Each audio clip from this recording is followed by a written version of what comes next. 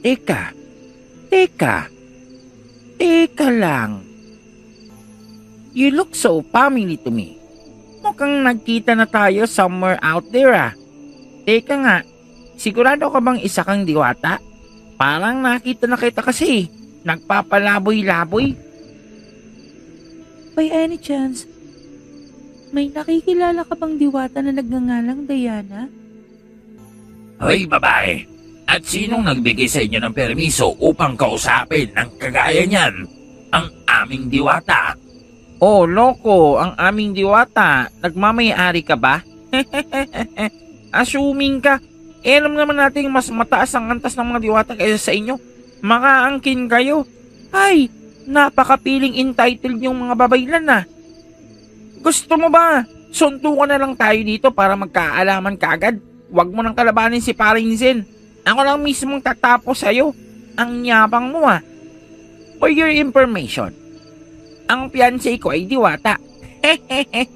Di ko lang alam kung nasan siya ngayon. Tama ang mga tao. At kailan pang naging pagmamay-ari ng mga babaylan ang mga diwata? Isa pa, naririto lamang ako upang mamagitan sa gagawing duwelo sa pagitan ng mga antingero at ng mga babaylan. Alam niyo naman ang patakaran sa babaylan. Ngayong tinanggap niyo ang pakikipaglaban sa isang antingero na mas mababa sa antas at karunungan ninyo, oras na matalo kayo. Siguro naman ay batid niyo ang magiging epekto nito sa buong samahan ng babaylan at ang buong asosasyon na kinabibilangan niyo. May napahiya, hindi kong sasabihin pero itago natin sa pagkakakilanlang babaylan. Ano? Teka lang. Panig ng mga antingero tao to ah. Shoo! Doon ka nga sa mga babaylan. Ikaw masyado kang chismoso. Tanda niyo to. Mamaya lamang, magmamakaawa kayo sa amin. Ay, maraming salamat sa iyo, Fairy Tail. Ang ipal naman kasi ng isang yun. Nagtatanong lang naman kami. Tsaka, nawawa na kasi yung labi-tabis ko. Si Diana, hindi kong alam kung nasaan. Teka lang, Kulas. Akala ko ba ako lang ang mamahalin mo? Bakit ngayon meron ng Diana? Alam mo, Postin, huwag kang mag-alala. At ang pagmamahal ko sa maraming nilalang, pantay-pantay naman. Kaya huwag ka nang magtampo dyan. Isa pa nauna sa'yo si Diana. Anyways, back to you, Fairy Tail. May kilala ka bang Diana na diwata? Maganda at saka makulit at saka gala. Ipagpaumanhin niyo, subalit ang mundo ng mga diwata ay kagaya lang din naman ng mundo niyo. Malawak at marami ang residente. Ikaw ba, kung tatanungin kita, kilala mo ba ang lahat ng tao sa mundong ito? Kapag ba talaga galing sa ibang dimensyon, may mga sapak ang utak, pwede namang sagutin niya na hindi niyang kilala. Gagamitan niya pa ako ng mga ganyang pagkukumpara. Ay, oo, baka ganun lang talaga at normal sa mga babae ang kagaya niyan. It's so complicated. Uy, paring Kulas, bumubulong ka ba o pinaparinig mo talaga sa kanya kasi for all your information, naririnig ka niya, andyan lang siya sa tabi mo. Ay, oo nga pala. Pasensya ka na. Akala ko, kausap ko lang yung isipan ko. Abay itong bibig ko pala bumubuka-buka ng hindi ko namamalayan. Pero totoo naman, di ba? Komplikado kayong mga babae. Hay, asan kaya yung baby Diana ko? Ang mga diwata ay kagaya lang din naman ng mga tao. Malayang gawin kung ano ang ibigin nila. Bukod pa doon, hindi naman lahat ay nababantayan ng reyna ng mga diwata. Isa pa, ipinagbabawal ang magkaroon ng relasyon ang tao at ang diwata. Kaya naman, kung totoo yung sinasabi mo, maaaring naparusahan na ang Dianang tinatawag mo. Ganun ba? Ang totoo niyan we're just friends. Nag-a-assume lang ako na gusto niya ako. Huwag niyo siyang palusahan. Ay, halika na nga, Jimeno. Hindi ba may gagawin pa tayo, sabi mo?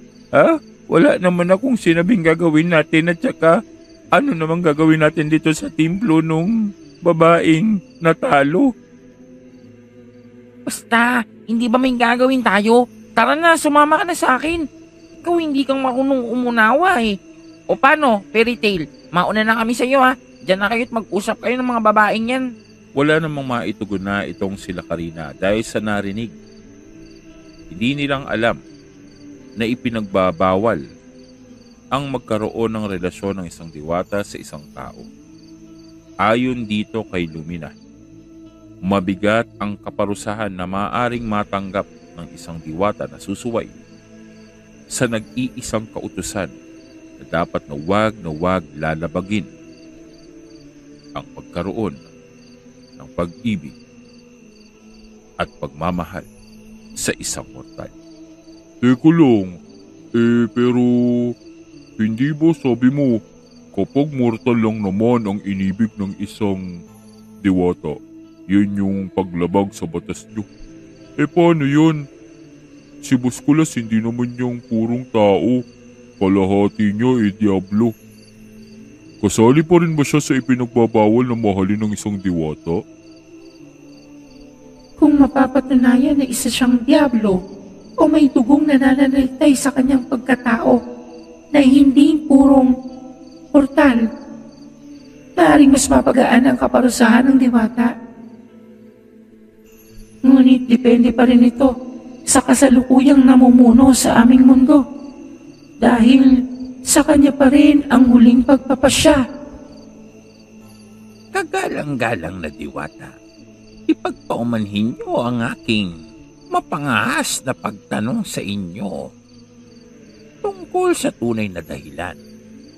Bakit po bang naririto kayo at bakit tinulutan niyo ang duwelo sa pagitan ng isang antingero at 5 babaylan?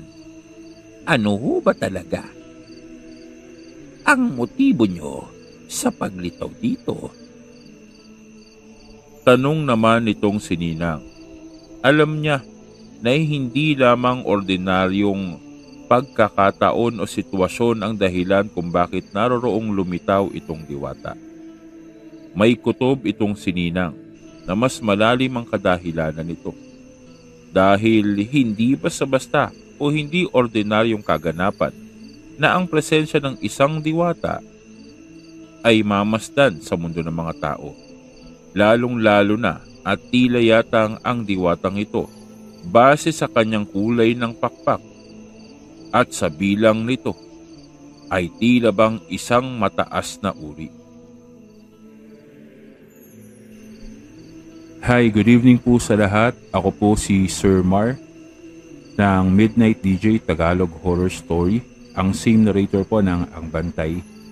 Ako po ang author, narrator, writer at producer ng kwentong alias Itim na Hunyango, ang pinakamapandindang na antingero, kung saan exclusive na mapapakinggan nyo lamang po sa ating Midnight DJ Tagalog Horror Story channel. Kung hindi ka pang nakasubscribe sa ating channel at narating mo na ang parteng ito ng ating video, mangyaring pakipindot naman po ng ating subscribe button at ishare na rin po natin ang video. Kung mahilig ka po sa ganitong uri ng mga kwento, i-click ang notification bell icon at piliin ang all upang manatili kang updated sa bawat kwentong inilalapag natin. Yun lamang po mga ka-midnight at pumalik na po tayo sa ating istorya. May mga sariling kadahilanan ang mundo ng mga diwata, lalong-lalo na ang aming reyna. Ngunit paumanhin, hindi kong masasagot ang inyong katanungan. Teka lang, Ninang. Maiba ako. Ano bang ginagawa ni Boss Idol dyan sa paglalabanan nila? Kanina ko pa kasing nakikitang nagpapabalik-balik siya. Parang sinusukat niya yung buong paglalabanan nila. Sinisurvey niyo pa? Tingnan niyo ang antingerong yun. Kanina pang aligaga at di mapakali. Pabalik-balik sa paglalaban ng lugar. Mukhang inaaral niya na kung saan siyang tatakbo o tatakas. Oras na maramdaman niyang tagilid siya sa gagawing laban. Kawawa naman. Mukhang ngayon, pinagsisisihan niya na ang pagmamatapang niya sa pag-amon sa amin. Ngunit ano pa bang magagawa niya? Naririto na ang diwata upang maging saksi. Huli na para umatras siya. Kamatayan lamang ang magiging kahulugan nito sa oras na sirain niya ang kasunduan sa duelong magaganap. Paumanhin iho, subalit maski ako walang ideya sa kung ano ang tunay na dahilan at kanina pang nagpapalakad-lakad ang binata sa lugar na iyan. Ngunit siguro naman ay may kinalaman nito sa magaganap na labanan. Isa pa, alam naman natin at kahit ang bata ay mauunawaan na ang labang ito ay isang kahibangan. 5 babaylan kontra sa isang binatilyong antingero. Kahit sa ang anggulo nating tingnan, dehado itong si Zen. Kaya naman hindi nating masasabi kung bakit bang naririyan siya. Marahil pinupunan niya ang kakulangan sa puwersa at kakayahan niya sa pagpaplano kung paanong sasabayan sa laban ang 5 malalakas na babaylan. Ay, ano? Nasukat mo na ba yung paglilibingan namin sa'yo? Ako naman, nagpapagod ka na kagad, hindi pa nag-uumpisa ang laban natin. Ano pang lakas na gagamitin mo mamaya kapag nakaharap mo na kaming 5? Bata, huli na para magsisi. Wala ka nang magagawa pa para umatras. Kailangan mong tapusin ang duelo natin sa presensya ng diwatang si Lumina. Ngunit kahit na anong pilit ng mga babaylan upang kausapin itong si Zen, hindi sila nitong pinagtutuunan ng pansin. Naroon lamang itong nagpapalakad-lakad sa tinatawag na entablado ng mga kulto. Para bang seryoso at pinagmamasdan ang bawat sulok. Habang ang mga babaylan naman ay naroong nagkakasiyahan. Alam nila sa kanilang kakayahan, sa kanilang 4 pa lamang maliban sa bagong babaylan, kayang-kaya na nilang pabagsakin ang antingero. Iisa lamang itong si Zen, kaya naman malabo ang makaya niyang kontrahin ang 4 na elementong taglay ng bawat isa. Ang hangin, ang apoy, ang katubigan, maging ang lupa ay kaya nilang gamitin. Bagamat hindi sila ang mga naitalaga bilang tagapangalaga ng bawat elemento, ngunit may kakayahan silang gamitin ng mga ito. Dahil sa mga babaylan ay may karapatan upang mamili, upang maging isang ordinaryong babaylan lamang o maging isang tagapangalaga na may mabigat na responsibilidad upang panatilihin ang balanse sa lugar na nasasakupan. At ang ilan naman ay ang maging parte ng asosasyon. Ibig sabihin, sila ang namamahala at sumusubaybay sa mga babaylang may katungkulan sa bawat kontinente. At masasabi na ang mga babaylang ito ay mas makapangyarihan kumpara sa mga nakatalaga sa bawat kontinente.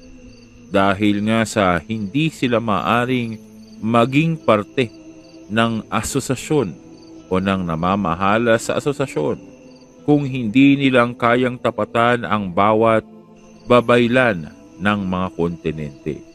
At bukod pa doon, pinaniniwalaan na ang isa lamang sa kanila ay kayang tumapat sa ilang albularyo at antingero ng sabay-sabay. Kaya naman, kung pagbabasehan ang kanilang sukatan ng kapangyarihan, kakayahan at karanasan sa laban, alam nila at malinaw pa sa sikat ng araw na walang binatbat itong si Zen pagdating sa kanilang kapasidad, mapa-spiritual man o pisikal. Bukod pa doon, napakabata pa ni Zen. Sa tansya ng lahat ay nasa halos 20 anyos pa lamang ito. Kaya naman malabo na ang isang kagaya niya na halos 2 dekada pa lamang na nabubuhay sa mundong ibabaw ay magkaroon ng kakayahan, kapangyarihan o karunungan na hihigit sa sinumang babaylad. Dahil unang-una na, isa sa pangunahing kakayahan na dapat matutunan at taglayin ng isang babaylad ay ang pagkontrol at pagpabagal ng kanilang pagtanda. At ang 4 na ito ay lampas-lampas na ang edad kumpara sa isang ordinaryong matandang tao. Ang pinakamatanda sa 4 na ito ay halos 120 na ang edad. Ngunit ang itsura nito ay para bang isang 40 anyos lamang na lalaki. Ito ay sa kadahilanan na matagumpay niya nang nakabisa ang kakayahan sa pagpapabagal ng pagtanda ng pisikal na katawan. Uumpisa na natin ang labanang ito. Kaya naman mangyaring maghanda na ang magkabilang panig. Oras na pumasok kayo sa entablado. Isasara namin ang tarangkahan. At hindi ito magbubukas hanggat walang nananalo at walang sumusuko. Sa loob ng 5 minuto, mag-uumpisa ang inyong laban. Sambit pa ni Calixto. Kaya naman naroroong masaya na naglakad ang 5 babaylan patungo sa entablado. Habang itong si Zen naman ay nakatayo lamang sa isang sulok. Inaantay ang pagdating ng kanyang mga kalaban. Nang biglang marinig niya ang sutsot ng isang babae mula sa itaas at nakita niya doon itong si Rosa. Mabilis ang pangyayari at nakita niya na lamang ang pagkinang ng isang kwintas na inihagis nito patungo sa kanya. Nang masalo niya ito at muli niyang tingnan kung saan nakatayo itong si Rosa, wala na ang dalaga. At mukhang may palaki charm pa itong babaylan nila. Anong ibig sabihin ito? Nagtitiwala siya sa akin at ibig niya bang iasa sa akin ang magiging kapalaran ng kanyang nasasakupan? Babae nga naman, napakahirap unawain. At doon ay nakapasok na nga ang 5 at nagsara na nga ang mga tarangkahan. Malawak ang entablado. Sapat upang pagdausan ng pangmalawakang labanan. Sa tansya ng mga naroroon ay kayang magkasya dito ang halos 500 hanggang 1,000 katao. Ngunit sa pagkakataong iyon ay 6 na individual lamang ang nasa loob ng entablado. Nasasabik ang 5. Ibig nilang matapos kaagad ang laban. Utos ng asosasyon ang agaran nilang pagbalik kasama itong si Rosa para sa pagpataw ng opisyal na hatol sa kanya at upang maiupo kaagad ang panibago nilang babaylan ng lupa na si Daniela. Umpisa na kagad natin ang labang ito. Hindi na makapagantay pa at nangangatin ako dito. Masyadong madumi ang lugar na ito para sa akin. Teka. Hoy, Calixto. Wala bang patakaran yung laban na to? As in Royal Rumble sila? Sabay-sabay yung 5 lalaban kay paring Zen? Parang hindi naman patas yun. Hoy, ikaw, wag kang makikialam. Malinaw naman ang ginawang paghamon ng kasamahan mo sa amin. Hindi kami ang nagsabing gusto naming 5 sabay-sabay na lumaban. Siya mismo ang may kagustuhan nito. Kaya wag mong ipapasa sa amin na tila bang para kami pang may kasalanan, na para bang kami pang nananamantala sa pagkakataon. Tumugon lamang kami sa kagustuhan ng antingerong ito na naniniwalang ang kanyang kalakasan ay sapat upang kalabanin kaming lahat. Hoy, ikaw din. Huwag mo akong mahoy-hoy-hoy. Babaylan ka lamang at isa kong pantas. Kaya naman kung susumahin, mas mataas ang aking katungkulan at mas mataas ang aking kakayahan. Poor is stupid. Natahimik ang mga babaylan sa binitawang salita nitong si Kulas. Dahil batid nila na ang angkan ng mga pantas ay bibihirang magpakita sa mga tao. Bibihirang makisama sa mga tao ang tingero at minsan ay hindi pa silang nakakita ng isa nito. Ngunit ipinagmamalaki nitong si Kulas na isa siyang pantas. Kaya naman lalong naintriga ang mga babaylan. At ngayon, nagyayabang ka at sinasabi mong isa kang pantas. Anong akala mo sa amin mga uto-uto para maniwala dyan sa mga kasinungalingang sinasabi mo sa amin? Kung isa kang ang pantas, asan ang patunay mo? Patunay? Faustin, may dapat bang ID ang mga pantas?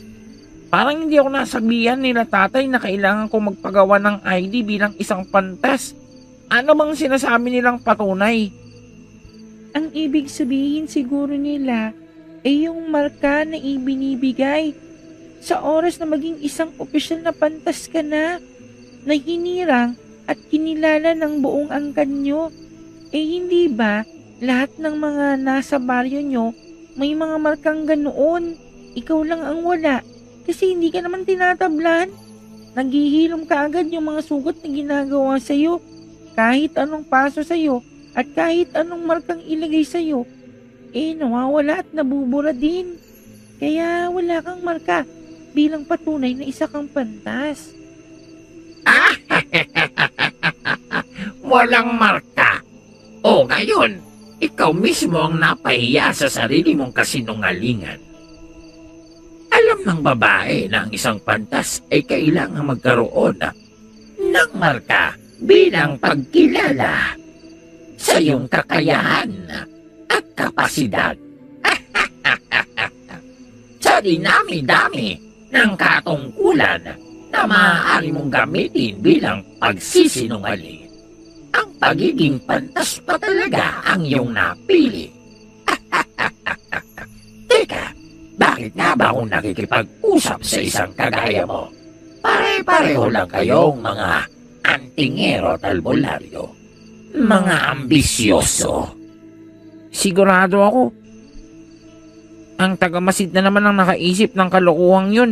Sino ba naman kasi ang matinong utak na maiisipan na ang marka ang katunayan bilang isang pantas? Parang lugi ako dun. Alam naman nilang hindi ako nagkakapeklat at hindi nagtatagal ang sugat sa katawan ko. Hayaan mo na yun, Kulas, my darling. Ang mahalaga, alam ko ang totoo tungkol sa'yo. Kaya naman, huwag mo nang isipin pa ang mga pinagsasabi ng mga babaylan na yan. Dahil isa man sa kanila, walang binatpat sa'yo. You're flattered me. Huwag mo nang sabihin yan, Faustin. Alam ko naman yan since born.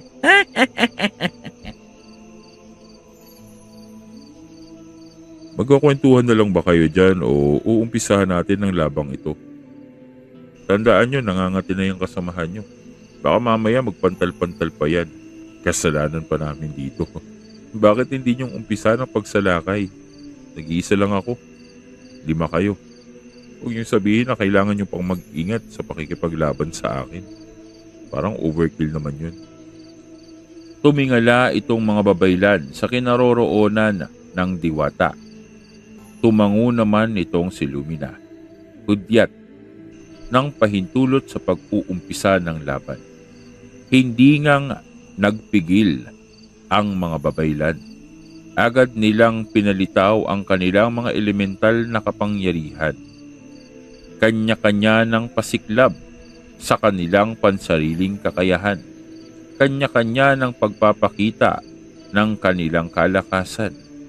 Tila bang maging sa kanilang mga kasamahan ay ibig nilang makipagtagisan ng kanilang kalakasan.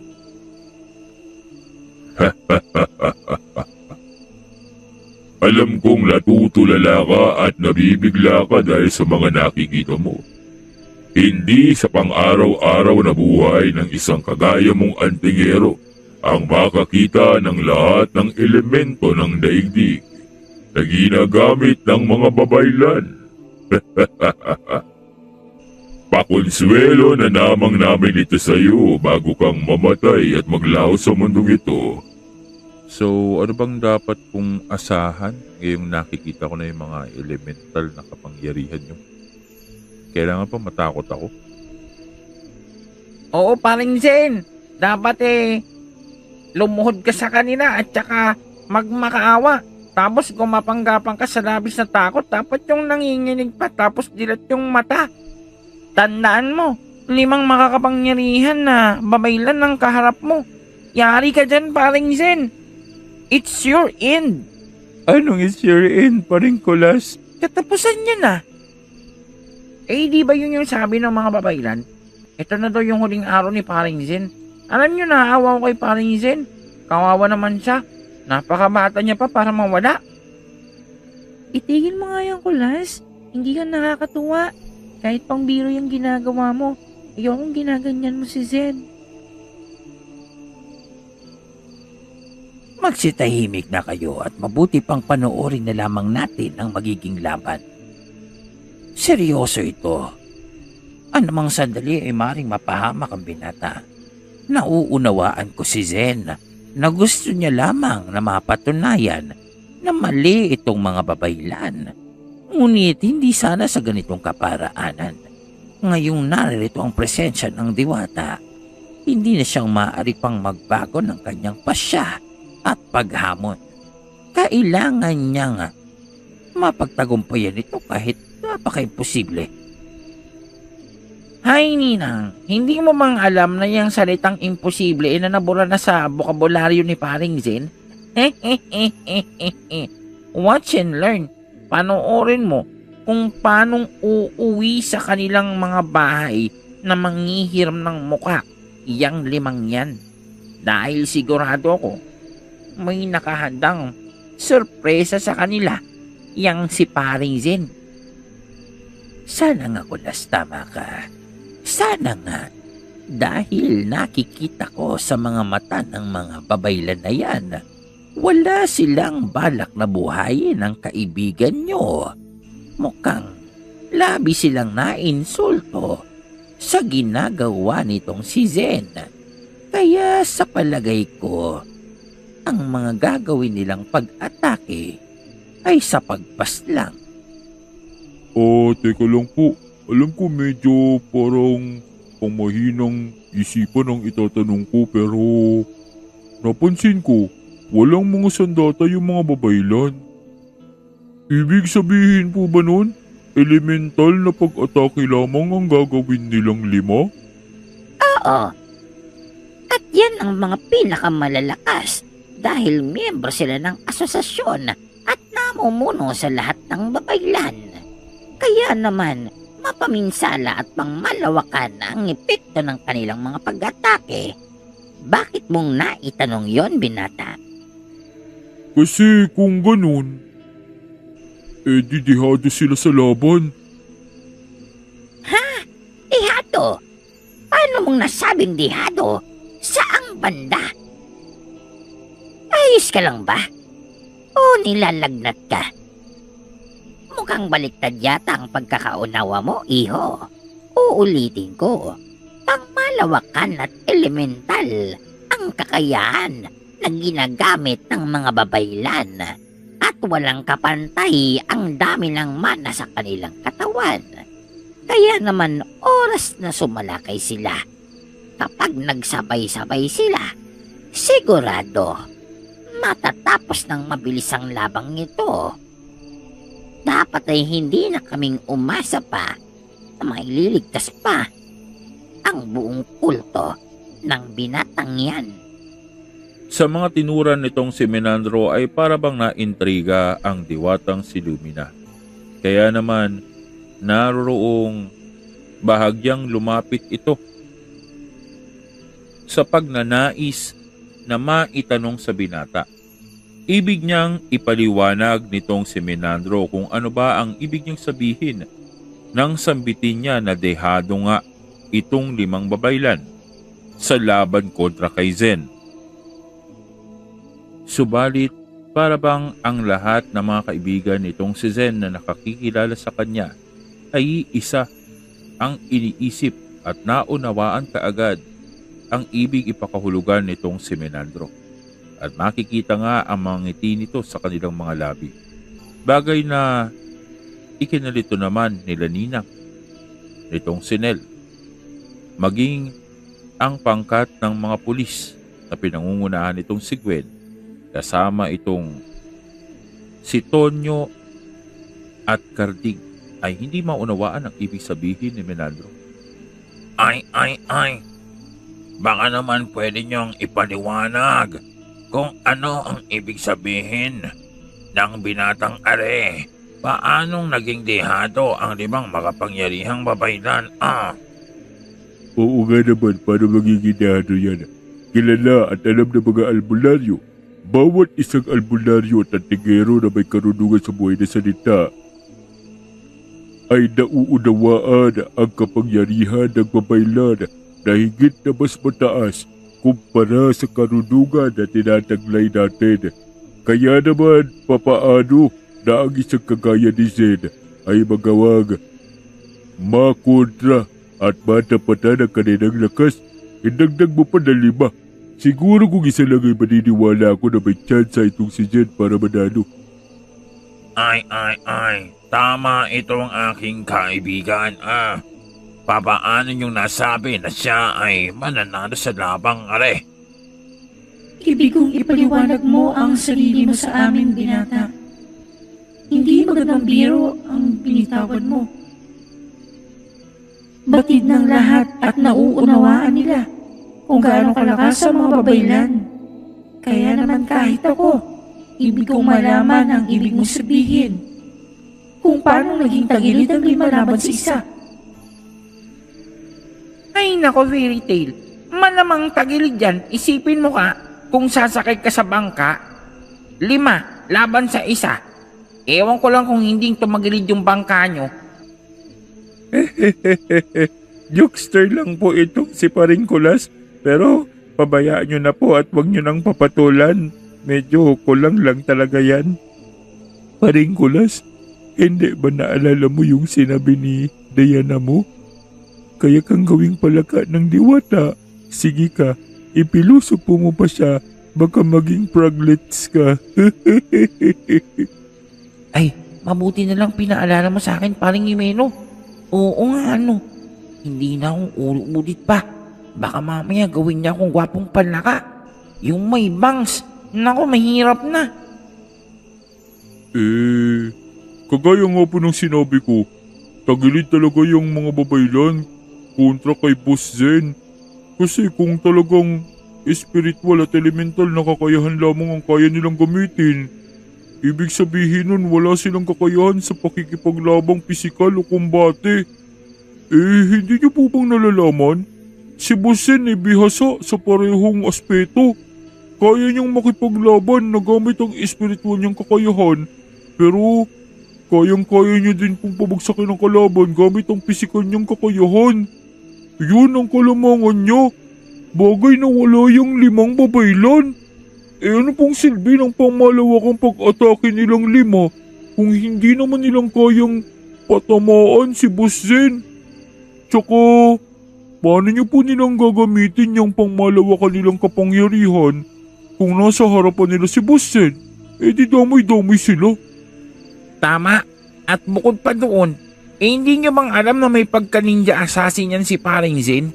Kaya naman, Baka bago niyo pang makita ang pagkilos niya, pugot ng mga ulo niyang mga babaylan na yan. Huwag naman sana. Hindi niya sigurong pinanood yung laban niya kontra dun sa babaylang malandi. Kung nakita niyo, maiintindihan niyo ang ibig naming sabihin. Kaya sa pagpasok nila dyan sa entablado, hindi si paring Zen ang na-corner, kundi silang 5. Isipin mo, kung pagsasama-samahin nilang mga elemental na kakayahan nila para atakin niyan si paring Zen, sa tingin niyo ba, anong mangyayari sa entablado? At habang nag-uusap sila ay narinig na lamang nila ang pagtili nitong si Daniela. Ito ay sa kadahilanan na inatake na pala siya nitong si Zen, habang ang 4 ay abala sa pagsalakay dito sa binata gamit ang kanilang mga elemental na kakayahan. At kagaya ng sabi nitong si Kulas, nangyari na ang dapat mangyari sa oras na magsama-sama ang mga elemento ng mga babaylang ito. Nagdulot ito ng makapal na hamog sa loob ng entablado. Ayan na nga ba yung sinasabi ko? Nakita mo yan, fairy tale? Napuno na ng alikabok at ng hamog yung loob ng entablado. Sa tingin mo, paano pang aatakihin ng mga babaylan yang si paring Zen kung hindi nilang nakikita at hindi nilang nararamdaman ng presensya? Ang stupid naman nila. Anong nangyayari dito? Bakit hindi siyang tinatamaan ng ating mga pag-atake? Nasa pinakamatas na antas na ang elemental na kakayahan ng bawat isa sa atin. Sapat upang pabagsakin ang anumang kalabang antingero at albularyo. Pero bakit hindi siyang tinatamaan at inaabot ng ating mga pag-atake? Hindi ko na siyang makita at maramdaman pa. Sugatan na si Daniela. Siya ang inunang atakihin ng antingero. Mukhang alam niya na sa ating 5, si Daniela ang pinakabago at pinakamahina. Mag-iingat kayo. Sigurado akong naririyan lamang ang antingero na yan at nag-aabang sa atin. Nag-aabang ng pagkakataon upang lapitan tayo. Kaya maging alisto kayo at talasan niyo ang pandaman niyo. Anong problema, Manong? Akala ko ba tatapusin niyo kaagad ako? Bakit hindi niyo pa akong inaatake? Naririto ako. Oops! Hindi dyan. Dito sa kabila. Dito. Umatake na kayo. Mamaya baka isa na naman sa inyong bumagsak. Wala na ang babaylan ng lupa. Sino kayang susunod sa inyo? Nalilito na ang 4. Nakita nilang nakahandusay nga itong si Daniela at wala nang malay. Para bang napakabilis naman ng kaganapan na wala ang ipinagmamalaki nilang babaylan na mismong ang matatanda ng asosasyon ang nagpalaki at nagsanay. Para bang sa isang iglap, kakaumpisa pa lamang ng kanilang laban, nagawa na itong talunin ni Zen, kabawasan sa kanilang puwersa. Alam nyo, sinanay yan ng mga matatanda ng asosasyon ng mga babaylang malalakas. Joke lang.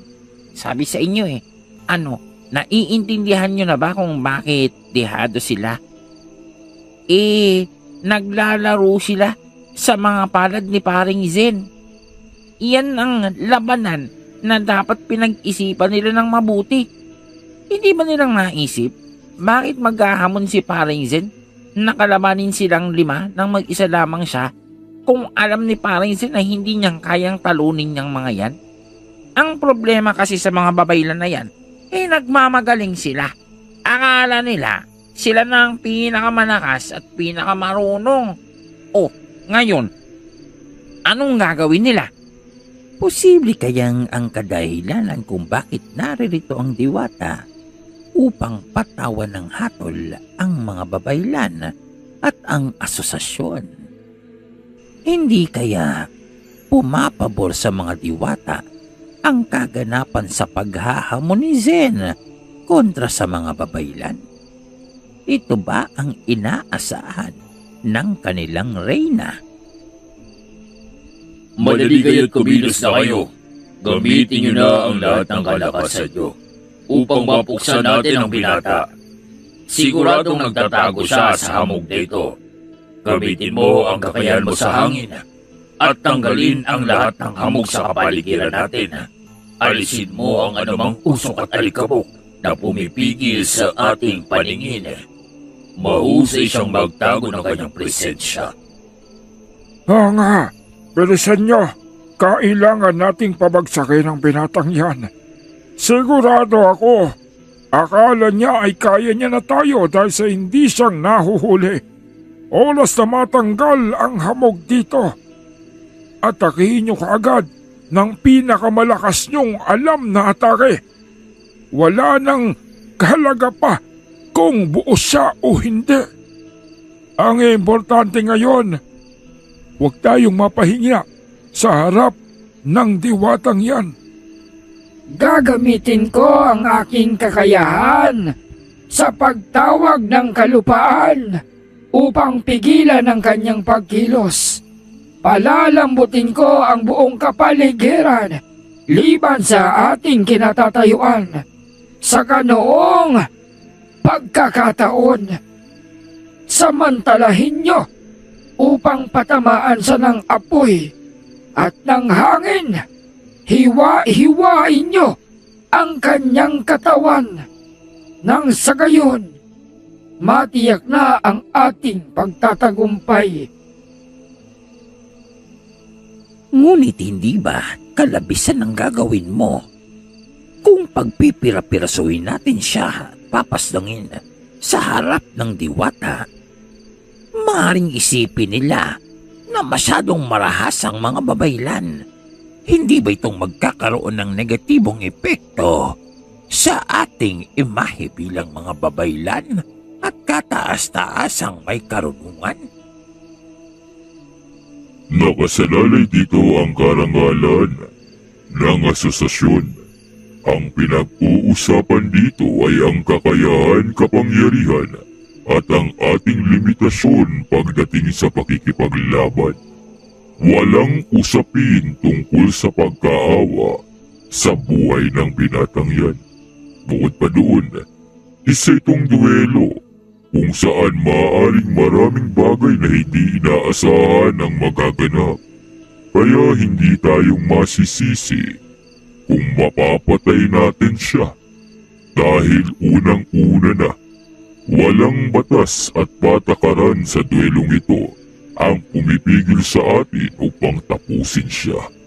Kaya sige na, kesa namang mapahiya ang isang organisasyon na kilala sa buong daigdig. Ang buhay ng isang binatang hindi namang kilala ay hindi namang nakapanghihinayang. Kaya naman tapusin na natin siya bago pa niyang magawang makaisip ng paraan upang malagasang muli tayo. Sa hudyat ko ay lalambot ang lupang ito. Gawin niyo yung pagkakataon upang atakin siya. Ngayon na! At doon nga ay agad na ginawang kumunoy ng matandang babaylan ang buong kapaligiran maliban nga sa kanilang kinatatayuan. Ito ay sa pag-asa na sa pamamaraang ito ay mapipigilan ang pagkilos nitong si Zen. Kaugnay ng pagkakagawa bilang kumunoy ng buong kapaligiran, hinigop ng hangin ng isa sa babaylan ang lahat ng hamog, usok, at mga bagay na nasa hangin na pumipigil sa kanilang buong paningin at ginagamit bilang kalamangan nitong si Zen. Sa isang iglap ay lumitaw ang malabuhawing uri ng kapangyarihan nito at doon nga ay hinigop ang lahat ng hamog at usok na nagiging balakid sa kanila. Ngunit nang mawala ang lahat ng ito, wala din sa kanilang paningin itong si Zen. Ang malawak na patag na lugar ay bakante, walang laman. Nasaan na siya? Ano nangyari? Lika! Saan siya magtatago? Wala siya kahit isang parte ng entabladong ito. Nagawa niya na bang tumakas sa atin? Walang hiya. Naduwag na yata ang antingero pagkatapos niyang mapabagsak yang si Daniela. Kaliwat kanan ang paglingon ng mga babaylan. Nakaakma na sanang pakakawalan nila ang pagsalakay oras na mawala ang hamog at inaasahan nga nila na naroroon lamang si Zen at nagtatago. Ngunit liban sa kanila, wala ang antingero. Hindi nila itong nakikita saan man. Makikita din ang pagkulo-kulo ng kumunoy sa pinaghalong kapangyarihan ng lupa at ng apoy at tubig, kung saan tiniyak nitong mga babaylan na maluluto itong si Zen sa oras na lamunin ng kumunoy. Ngunit walang makasagot kung anong nangyari sa binata. Umasa sa wala. Akala nila, maiisa nila si Paring Zen ng ganun-ganun na lang. Kung gayon, alam mo ba kung saan nagtungo ang binata? Papaano siyang naglaho sa loob ng entablado gayong nakasarado ang lahat ng tarangkahan? At bakit hindi siyang maramdaman kahit saan mang parte ng templong ito? Tunay bang tumakas ang inyong kaibigan at naduwag? Kaya bang kanina pa siyang nagpapabalik-balik sa entablado upang alamin ang pinakamabilis na ruta na posible niyang daanan upang makatakas sakaling maging tagilid ang laban nila? Iyon ba ang kanyang taktika? Ay, Ninang, alam mo, sa babae, oo, tatakbo tatakas yang si Paring Zen kapag ayaw niya. Pero sa labanan, hindi mo makikitang uurong ang lalaking yun. Baka sumabak pa yun kahit alam niyang mamamatay siya. Nakangiti pa yung makikipaglaban sa kanila. Calm yourself. Kalmado lang. Antayin na lang natin ang muli niyang paglitaw. Walang silbi yung mga patibong na ginawa ng mga babaylan na yan. Ngayon nagdududa na ako kung talaga bang kataas-taasan at nakakahanga ang kakayahan ng mga babaylan, lalo ng mga nasa asosasyon nila. Bakit parang yung apat na yan, parang mga ewan? At nakapako ang kanilang atensyon at konsentrasyon sa pagpaslang kay Paring Zen na hindi nga nilang malapit-lapitan. Para silang sumusungtok sa hangin. Ay, sandali na Mukhang kailangan kong ipacheck ito sa aking gabay Kahit kami hindi namin maramdaman kung saan naroroon iyang binatang iyan. Kulas, anong nangyari kay Zen? Nasaan na siya? Sigurado ka bang ligtas pa siya at hindi pa siyang lumubog sa kumunoy na yan? Bakit parang kumukulo pa yan at umuusok-usok? Dahil ang kumunoy na yan ay kumukulo sa labis na init. Sigurado ako na ang kakayahan ng babaylan ng tubig, ang babaylang may kapangyarihang apoy, at ang babaylan ng lupa ay nagsama-sama upang tiyakin na sa oras na lamunin ng kumunoy, itong si Zen, mamamatay at maluluto siya sa labis na init ng kumunoy. Hindi kaya nailamon na talaga siya ng kumunoy at dahil sa labis na init at para bang nagbabagayan, nalusaw na siya at wala nang natira. Kaya siguro hindi na natin siyang maramdaman pa. Wala nang presensya niya kasi tostado na siya sa ilalim ng kumunoy. Posible kaya ganun ang nangyari sa kanya? Dapat ay malalaman iyon ng mga babaylan. Dapat ay mararamdaman nila ang pagkasawi ng kanilang kalaban gamit ang kanilang kapangyarihan. Ngunit maging sila, tila nalilito at walang ideya kung saan naroroon nitong si Zen. Kulas, alam mo ba kung nasaan siya? Sa paraan ng iyong pananalita, mukhang inaasahan mo na ang kaganapang ito. Manamang expert ako kaya aasahan ko ang mga gantong kaparaanan ni Paring Zen. Pero to answer your question, wala din akong ideya kung nasan siya. Ganon talaga si Paring Zen, mapanlin lang. Kahit mga kakampi niya nililin lang niya. Walang nakakaalam kung nasan siya. Mamaya, lilitaw na lamang yun. At sigurado ako, yun na ang pagkatapos ng labang ito.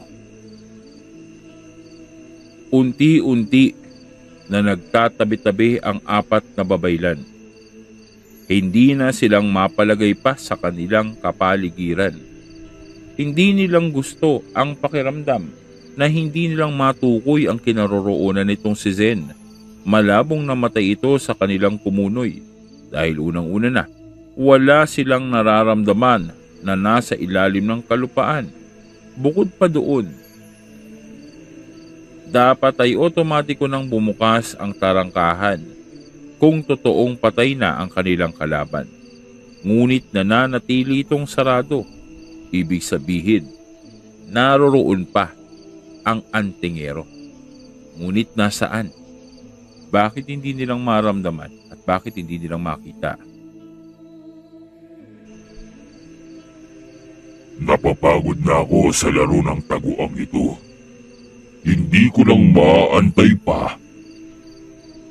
Naggumawa na naman siya ng isang kakatuwang pag-atake sa atin na maging dahilan pa ng pagbagsak natin.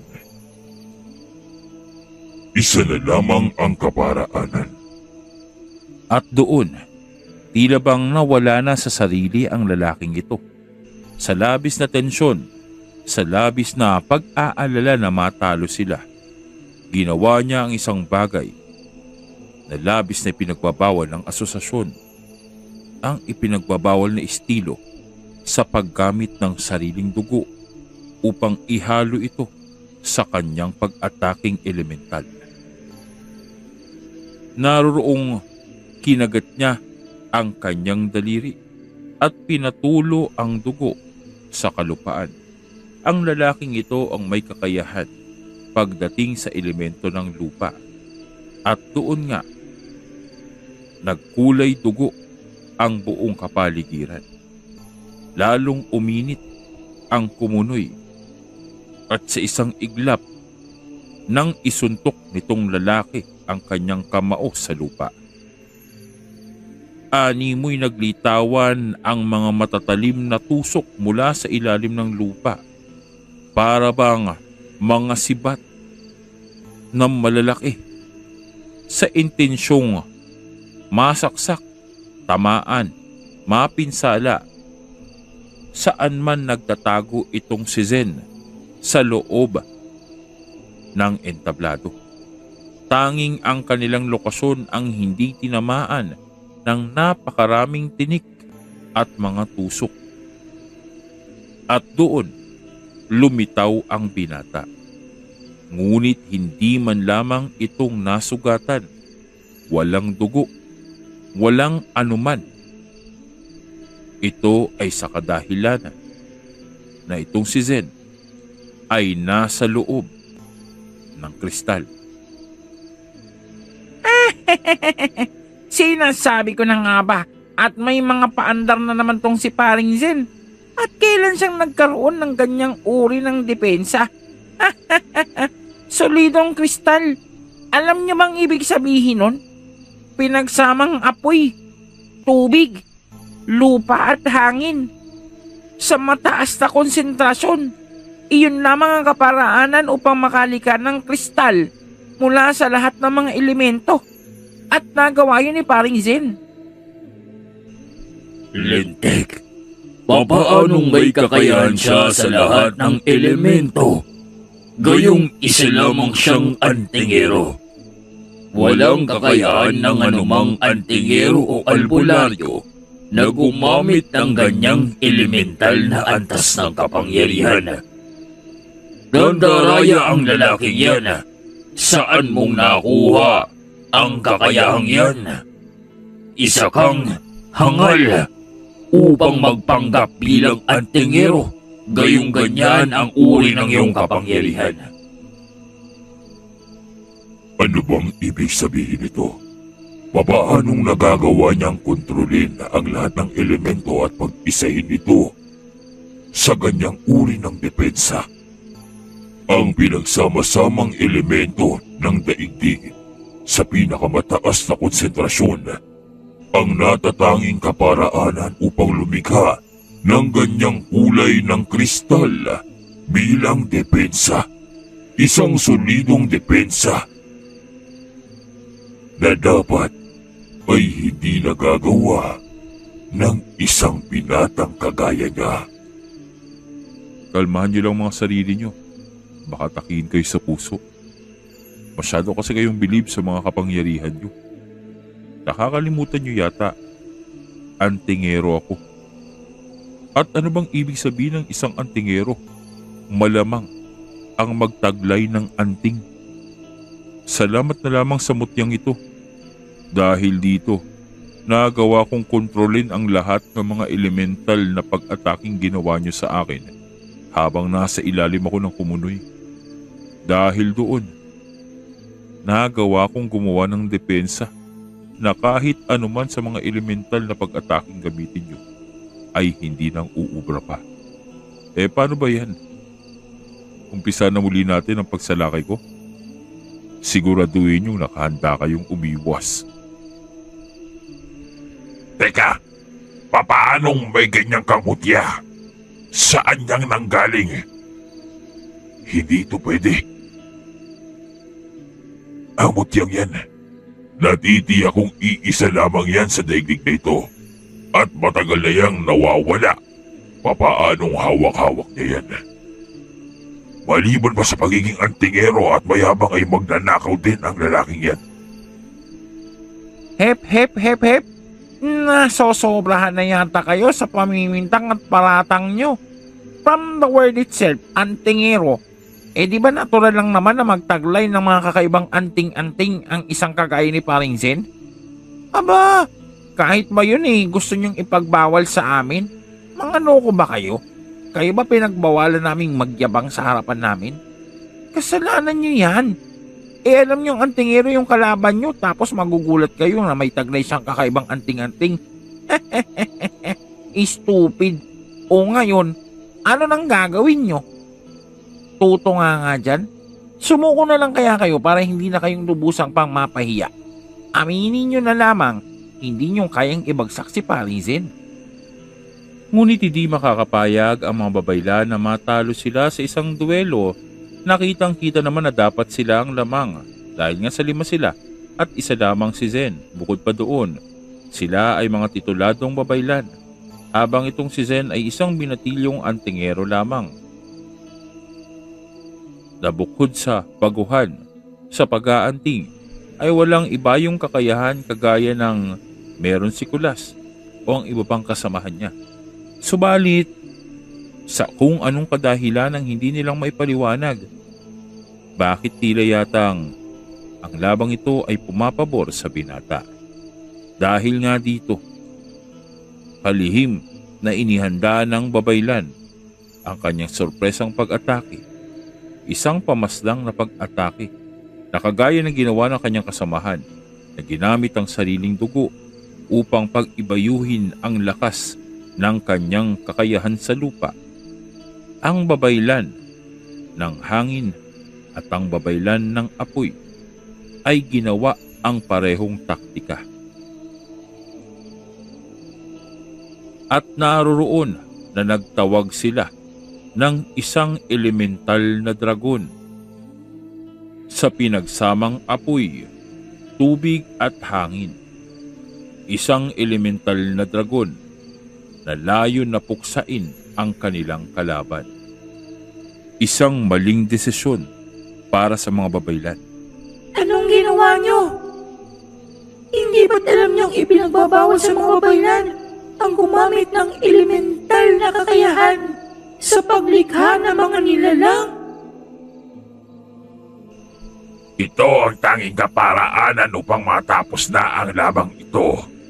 Hindi kaming makapapayag na maliitin kami at paglaruan at pagtawanan ng isang antingero Kaya naman makikita niya ang tunay na bangis ng mga babaylan ng asosasyon.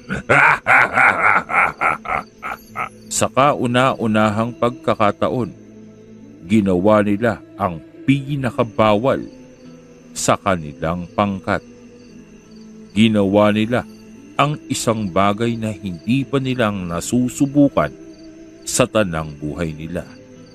Bukod sa pinagsama-sama ang kanilang kapangyarihan, ay ang pag-aalay ng kanilang mga sariling dugo upang tawagin ang isang nilikha mula sa mga elemental na kakayahan ng bawat isa.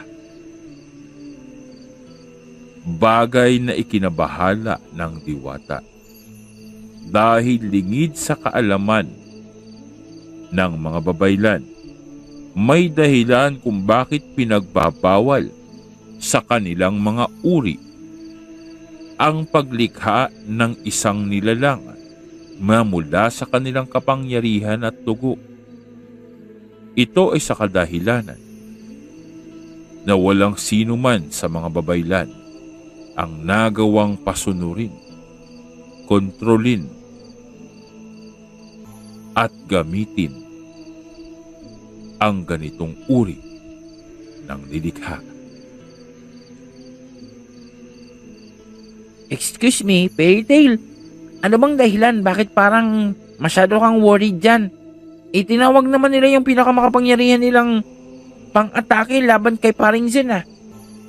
Nag-aalala ka ba para kay Paring Zen? How sweet of you naman yan.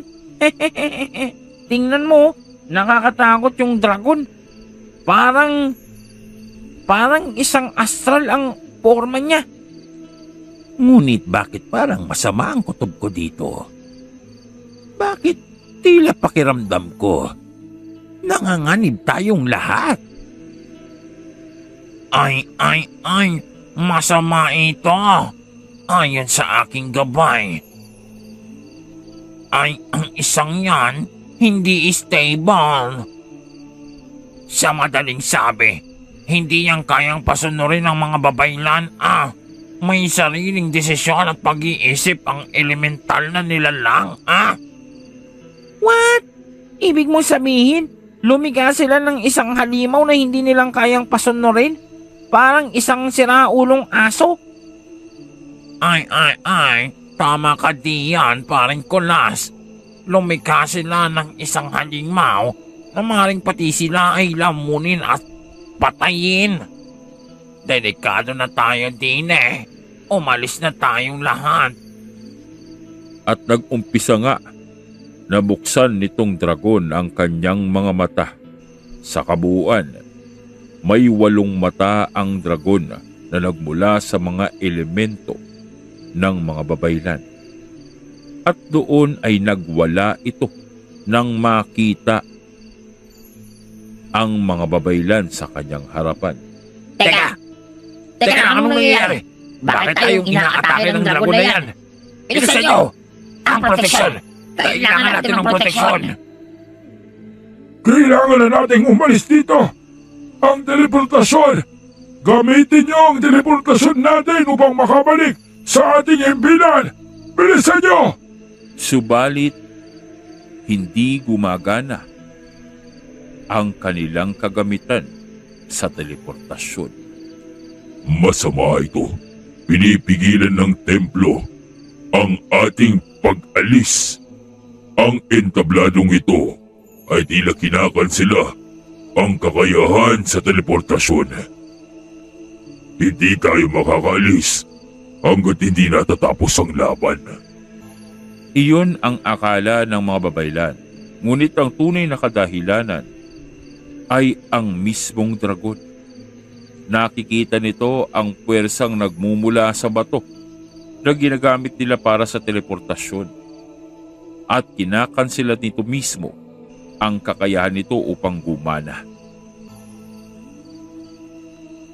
Muling sumalakay ang dragon at sa pagkakataong iyon, nagbuga ito ng malaapoy, ngunit parang tubig at hangin na uri ng pag-atake. Bagamat na itaas ng mga babaylan ang kanilang depensa, nalusaw lamang ito at hindi nagtagal dahil sa puwersa ng pag-atake ng dragon. Tumilapon ang apat at lahat sila nagtamo ng sugat. Isa sa kanila ay naputulan pa ng binti. Ang pako! Ang pako! Aray, parang ang sakit ng isang yun. Fairy Tail, wala ba tayong magagawa para pigilan sila? Para pigilan yung dragon na yan? Papaano nating mailalabas yung mga babaylan at si Paring Zen mula dyan sa entabladong yan? Ngunit hindi tumugon ang diwata.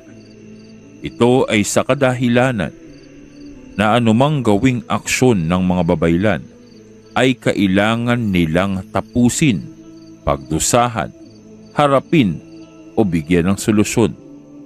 Sila ang may kagagawan, sila ang tumawag sa dragon, kaya naman kailangan nilang tapusin ito. Kailangan nilang gawan ng kaparaanan upang mailigtas ang kanilang mga buhay. Hindi ko maaaring pakialaman ang duelong yan. Tandaan nyo, hindi pang tapos ang kanilang labanan. Wala pang sumusuko sa magkabilang panig at wala pang itinatanghal bilang kampiyon. Ang aksyong ginawa ng mga babaylan ay aksyong dapat nilang harapin at tapusin. Naririto lamang ako upang maging hurado at saksi sa kanilang gagawing laban. Kaya naman kung ano man ang maganap sa loob, sila na ang bahala. Nakasalalay sa kanila kung mabubuhay pa sila o hindi na. Sinasabi ko na nga ba, hindi lamang naririto ang diwatang yan upang maging saksi sa ginaganap na duwelo, kundi ang obserbahan ang kapasidad ng mga babaylan. Malinaw, napakalinaw na wala siyang intensyon upang isalba ang sino man sa babaylan. Kanina, akala ko'y naririto siya sa pabor ng mga babaylang yan upang tulungan sila sa pagiging kampiyon at pagkapanalo sa duelong ito. Ngunit ngayon, malinaw na, walang pakialam ang diwata ano man ang maging resulta. Bagkus, naririto siya upang hatulan ng mga babaylan sa kanilang mga aksyon. Nagpatuloy sa pag-atake ang dragon.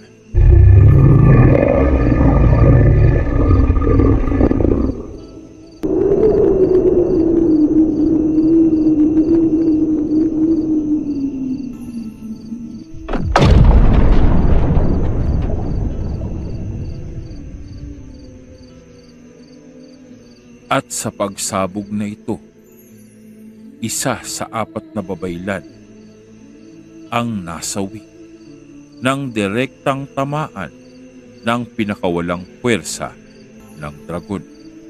Wasak ang ulo nito, habang ang tatlo pa ay malubhang nasugatan. Wala na ang braso ng babaylan ng hangin. At naroroong nakahandusay na lamang sila at wala ng lakas pa upang iwasan ang susunod na pag-atake na gagawin ng dragon. Hindi ito maaari. Papaanong ang malakas na kapangyarihang mula sa amin ay pumalpak? Bakit kami ang inaatake ng dragon na yan? Biglang umangat ang dragon at lumipad sa himpapawid. Tumingala ito at makikita ang unti-unting paglitaw ng espiritual na puwersa sa kanyang bunganga. Bumibelo ang nilalang sa pagpapakawala ng kanyang huling pag-atake upang burahin ng tuluyan ang mga babaylan. Marahang lumaki ang espiritual na enerhiya habang makikita ang labis na pagliliwanag ng katawan ng elemental na dragon. Ito ay sa katotohanan na ang antas ng nilalang na ito ay nasa astral na anyo. At ang kadahilanan kung bakit unang tinatapos nito ang mga babaylan ay upang mawalan ng kaparaanan na paglahuin siya sa pag-iral sa mundong ibabaw. Kung mamamatay o kung magagawa niyang patayin ang mismong lumikha sa kanya, hindi na magkakaroon pa ng paraan upang tapusin siya o burahin sa mundo.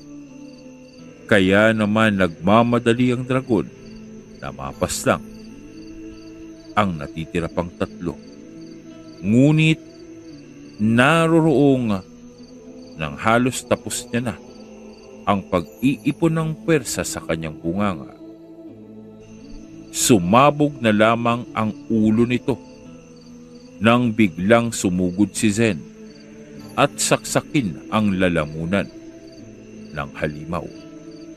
Mukhang malinaw na ang resulta ng labang ito. Hindi ko nang kailangan pang antayin pa ang kamatayan yung 3. Pasensya na kayo pero nabigo ako.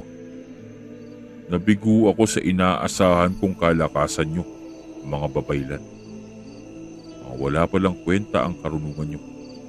Ngayon malinaw na sa akin. Hindi porket kinikilala bilang makapangyarihan at kagalang-galang ay dapat ng paniwalaan. Calixto, siguro naman ay tapos na ang labang ito. O gusto mo bang patayin ko pa ang 3 ito? Iniangat agad nitong diwata ang kanyang kamay at naroroong nagbukas ang mga tarangkahan. Bago pa mang makasagot si Calixto, nauna na ang diwata. Unti-unti nang naglalaho ang elemental na dragon habang nakatitig itong diwata kay Zen. Pinahanga mo ako, binata. Tinapos mo sa isang iglap ang nilalang na kahit ang mga babaylan ng asosasyon ay hindi kayang tapusin. Ngayon malinaw na ang misyong iniatang sa akin ng Reyna. Umpisa sa araw na ito, tatanggalan na namin ang karapatan ng asosasyon upang pangasiwaan ang lahat ng elemento ng daigdig na ito. Ibabalik sa mga diwata ang katungkulang ito at bubuwagin ang organisasyon na kinabibilangan ng mga babaylang iyan. Tapos na ang duelong ito. Si Zen ang nanalo. At kayo naman, haharap kayo sa hatol ng Reyna. Ang inyong buong organisasyon ay buburay na at wala na kayong karapatan pa upang maghari sa kabundukang ito. At naroroong naglakad itong si Zen papalampas sa diwata, kalmado at nakangiti, at naroroong niyakap si Valentina. Hindi niya man lang pinagtuunan ng pansin o binalingan ng pagtingin itong diwata. Hane, paring Zen, ang galing nun ah. Paano mong nagawang tapusin yung elemental na dragon na yun gamit yung punyal mo? Hindi ko rin alam. Basta sinaksak ko sa leeg. Ayun, namatay. Siguro dahil na rin dito sa mutya na taglay ko. Salamat na lamang sa babaeng tumulong sa akin at nagbigay nito. At biglang umilaw ang mutya at naglaho sa kamay ni Zen. Ako na ang mangangalaga sa mutyang ito. Hindi dapat itong umiiral sa mundong ito. Ang mutyang ito ay matagal nang inilagay sa pangangalaga ng mga diwata at hindi ko alam kung paano ito napunta sa iyo. Ngunit sa pagkakataong ito ay palalampasin kita. Walang kaparusahan ang ipapataw sa iyo at binabati kita sa pagtatagumpay mo sa duelong ito. Malaya na ang lahat ng kulto na nasasakupan ng kasalukuyang babaylan ng lupa. Hayaan niyong ako na ang magdala sa mga natitirang babaylan ng asosasyon upang mapatawan sila ng kaparusahan. Simula sa araw na ito, malaya na ang lahat ng nasa kulto at hindi niyo nang kailangan pang sumunod sa anumang kagustuhang ibig ipagawa ng asosasyon. Binata, pinahanga mo ako. Magkikita tayong muli. At sa isang iglap ay naglaho ang diwata kasama ang mga nabubuhay pang babaylan ng asosasyon. Naglaho sa isang iglap. Ngunit ang katotohanan ay hindi naman talaga ang mutya ang naging dahilan kung papaanong natapos ni Zen ang elemental na dragon, kundi ang mismong punyal. Ang misteryosong punyal na pinaniniwalaan ni Zen na swerte niya o lucky charm. Ito ang dahilan kung bakit naabsorba ang lahat ng lakas na tinataglay ng katawan ng elemental na dragon. Sa labis na bilis ng pangyayari, akala nila ay sumabog at naglaho nga ang elemental na dragon. Ngunit ang katotohanan, inabsorba ito ng punyal ng binata. Bagay na hindi nang ipinaalam pa ni Zen sa kanyang mga kasamahan at maging sa diwata. Itutuloy. Mga giliw na ka-midnight, tapos na naman po ang ating kabanata sa gabing ito at alam ko po na hindi na kayo makapag-antay pa para sa susunod na paghaharap at paglalakbay ng ating mga bida. Pero wag po natin kalimutan ang pag-iwan ng like at ng comment sa video na ito. Ipaalam nyo po sa inyong lingkod kung nagustuhan nyo ba at na-appreciate ang kwento natin sa gabing ito. Huwag din kaligtaan ang pag-share ng ating kwento at pag-subscribe kung hindi ka pang nakasubscribe upang manatili kang updated sa ating mga inilalabag na istorya. Patuloy po nating suportahan ang ating Proyekto Piso at ang ating membership program na kung interesado po kayo ay nasa pinned comment natin ang detalye. Yun lamang po sa gabing ito at sana ay natapos nating lahat ang kwentong itinampok dito sa ating channel. Magkarinigan tayong muli. Ito ang inyong Midnight DJ.